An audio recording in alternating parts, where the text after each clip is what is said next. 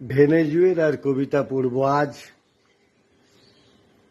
কবিতাটির অনুবাদ করেছেন আবিশ্বের কবিদের। কবিতার অনুবাদক কবি বন্ধু সাইফ ফাতেউর রহমান। ভিডিওটি সম্পাদনা করবেন কবি সাবিহা মুস্তাফা। পড়ছি ভেনেজুয়েলার কবিতা। কবি মিও ভেস্টিনি। কবি মিও ভেস্টিনির কবিতা। তিনি 27 এপ্রিল 1938 জন্মগ্রহণ করেছেন এবং 29 নভেম্বর 1991 ভেনেজুয়েলার কারাকাসে মাত্র 53 বছর বয়সে প্রয়াত হয়েছেন। পড়ছি তার কবিতা বসন্তে মৃত্যুর দেয়াল। আমি আমার পুত্রকে মৃত্তিকা কর্ষণ করতে শেখাবো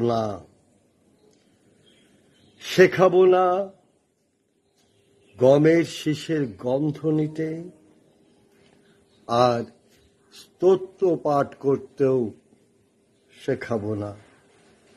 জানবে সে কোথাও নেই স্ফটিক স্বচ্ছ পান করার মতো টলমলে জল। প্রবল বর্ষণ আর আঁধার মাঠে পৃথিবী হবে তার।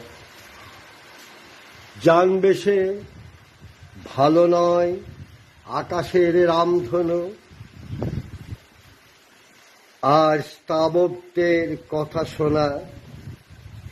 আমি নিয়ে যাব তাকে হিরোশিমাতে, সেবেসোতে, ডাচাউতে। তার চর্ম স্খলিত হয়ে পড়বে খণ্ড খণ্ড হয়ে। সে পীড়িত বোধ করবে বিহগের গানে, সেনাদের হাসিতে। গুলির শব্দে, বসন্তে, মৃত্যুর দেয়ালে। স্মৃতি থাকবে তার আমাদের যা ছিল না, এবং বিশ্বাস করবে সে তাদের হিংস্রতায়। কিছুতেই বিশ্বাস স্থাপন করে না যারা। বললাম কবি মিও ভেস্টিনির কবিতা। কবিকে আমার শ্রদ্ধা ও শুভেচ্ছা। কবিদের জয় হোক, কবিতার জয় হোক।